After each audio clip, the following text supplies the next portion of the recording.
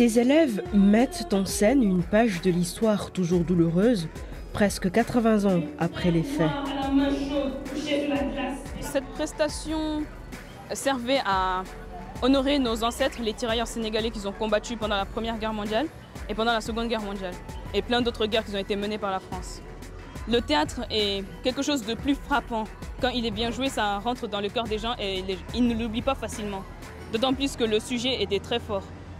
Donc, grâce à cette prestation, le groupe et moi-même avons intégré un peu plus de connaissances qu'on n'oublierait pas facilement.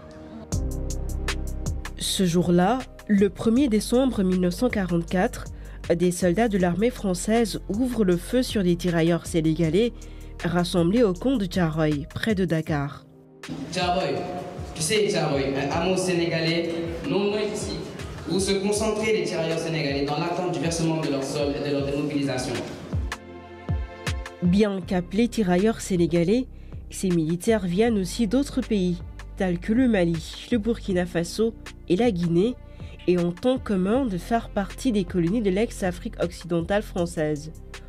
Combattant dans l'armée coloniale française, ils ont été faits prisonniers lors de la défaite de la France par l'Allemagne. Libérés à la fin de la guerre, ils sont en transit au camp de Thiaroye avant d'être rapatriés dans leur pays. Le problème, c'est que les tirailleurs refusent tant qu'ils n'ont pas touché l'argent que l'armée leur doit. Mais ça, Moussa, c'était il y a 77 ans. Je pense qu'il s'agirait de passer à autre chose. Comment veux-tu que l'on passe à autre chose, si pour un simple refus de quitter le camp, les militaires français ont ouvert le feu sur ces innocents? C'est ici que les versions divergent. Selon la version officielle française, les dirigeants militaires ont donné l'ordre de tirer pour mettre fin à une mutinerie de soldats armés, mais les survivants appuyés par des historiens affirment qu'il ne s'agissait pas d'une simple réaction, mais d'une opération préméditée. L'autre question sans réponse, c'est le bilan du massacre.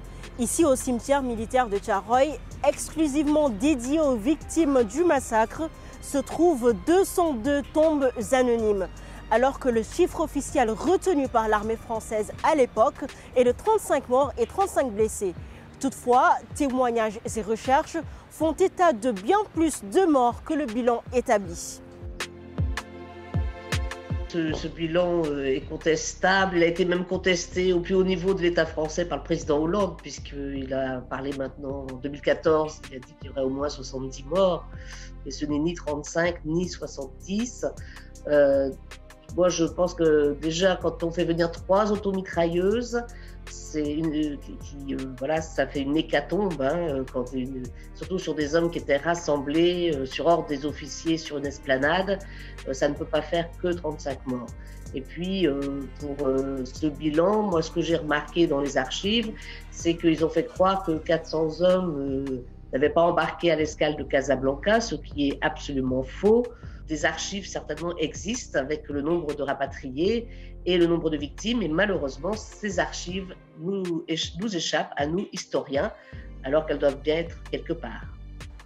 Le 30 novembre 2014, lors de la commémoration du 70e anniversaire du massacre à Dakar, l'ex-président français François Hollande a remis les archives sur Thiaroye au président sénégalais. Mais plus de 7 ans après, ces archives ne sont toujours pas rendues publiques. Alors, si la France pour laquelle ils se sont battus les a oubliés, ne les a pas honorés, ou bien alors assez honorés, alors moi, Moussa, fils de Bandiagara et descendant du côté du Fouta, je me lance alors dans une campagne de devoir de mémoire. Mon grand-père aussi connaît ce sort injuste. Je pense qu'on a un devoir de mémoire par rapport à ces anciens combattants, parce que si on les oublie maintenant, nos enfants plus tard, dans 100 ans, ne connaîtront pas leurs ancêtres. Ils ne sauront rien de ce qui s'est passé dans leur pays. Votre frère de sang, vous, tirailleurs sénégalais, mes frères noirs à la main chaude, couchés sous la glace et la mort.